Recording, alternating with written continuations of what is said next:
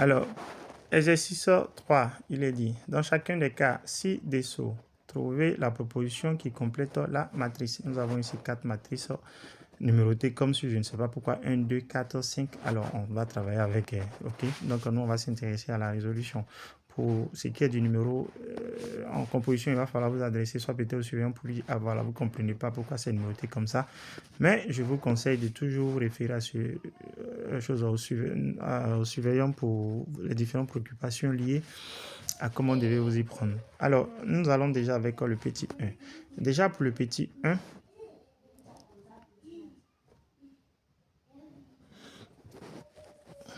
pour le petit 1, alors nous avons ça. Je zoome encore pour qu'on puisse voir de plus près.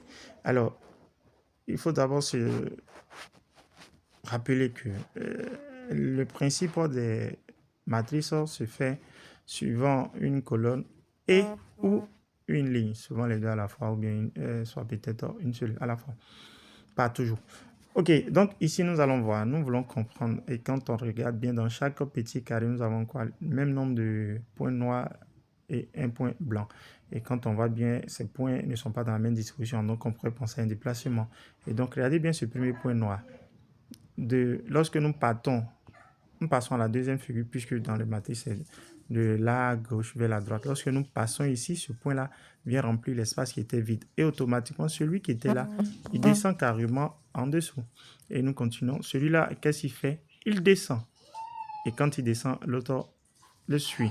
Alors, c'est comme si on avait un petit serpent qui se déplaçait. Et donc, qu'est-ce qu'il fait? Il tourne dans le sens des aiguilles d'une montre dans le carré en faisant un seul pas. Donc, vous verrez bien qu'ici aussi, ça marche. Pourquoi? Parce que celui-là va monter et quand il va monter, celui-là se retrouve là et nous sommes là. Ainsi de suite. Donc, nous allons l'appliquer ici. Alors, si nous voulons l'appliquer, vérifions aussi voir ici, ce petit rond noir va monter, ce qui a fait que celui qui est là va arriver là. Et donc, ici, on aura quoi? Ce petit rond noir va avancer et donc celui-là va monter de telle sorte que le petit blanc aussi, puisqu'il se déplace, arrive à l'angle là. Et donc, nous allons chercher parmi les propositions, nous allons chercher où nous avons notre petit rond blanc qui arrive là. Et lorsque nous vérifions, le 1, ça ne marche pas. Nous vérifions aussi avec le 2. Le 2, ça peut aller. Le 3, ça ne marche pas. Et le 4, oui, ça peut aller. Mais si on observe bien, on se rend compte que la figure 4 et la figure 4 et la figure 2 se ressemblent. Alors, il est difficile ici pour ce test déjà de choisir la réponse.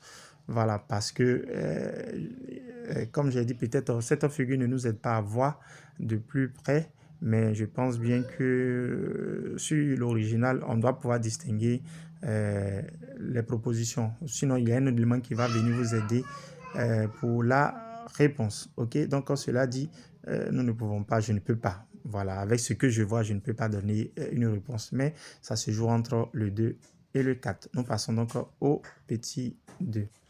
Alors pour le petit 2, on va observer. Alors déjà, on se rend compte quoi? Je vais déjà faire ce petit dessin là, on va pas. Voilà, ce petit dessin, je vais vous montrer ça, parce que quand on observe, on peut voir des éléments qui se répètent. Alors déjà, en parlant de la forme, cette forme là, je retrouve ça ici, avec les deux là. Je vais faire ça plus petit. On retrouve ça là. Alors c'est la même disposition, c'est-à-dire j'ai ça, j'ai ça, j'ai ça. Seulement que ici, j'ai pas de point. Les deux autres, j'ai un point qui est à l'intérieur, un point qui est à l'extérieur. Alors, je vais aussi voir ici, pour ça, lorsque je prends les deux, même disposition aussi, c'est-à-dire comme ça, aussi comme ça, et c'est identique à ça. Alors, et c'est ce qu'on appelle des diagonales brisées. Ce sont des diagonales brisées. Donc, on peut s'en servir pour résoudre cet exercice. Donc, cela vous a dit que cette diagonale-là, pour cette diagonale, on aura donc les mêmes dispositions. Voilà, donc on aura une figure qui sera comme ça. Donc, comme ça. Donc, lorsque nous regardons parmi les propositions, avec le 4, ça ne marche pas. Le 4 ne marche pas. Oui, le 3, ça peut aller. Le 2, ça peut aller. Le 1, ça ne marche pas, donc ça se joue entre le 2 et le 3. Alors, on va donc se servir du point, puisque ce qui pourra nous... On voit bien dans le 2 et le 3, ce qui diffère, c'est la position du point. Et donc, vous allez voir aussi, en ligne, cette fois-ci, on va regarder aussi en ligne. En ligne, nous avons quoi? Là, le point, il est à l'intérieur. Il n'existe pas, il est à l'extérieur. Ici, il n'existe pas, il est à l'extérieur. Mais on va déjà venir confirmer ici. Ici, il est à l'extérieur. À l'intérieur, il n'existe pas. Et donc, s'il n'existe pas ici, qu'il est à l'extérieur ici, donc ici, il faudra bien qu'il soit à l'intérieur. Et on voit bien que dans le 2, il n'est pas à l'intérieur. Donc, ça ne peut pas être le 2. Donc, c'est bien sûr le 3. Donc, c'est le 3 qui est notre réponse. Nous passons au petit 3.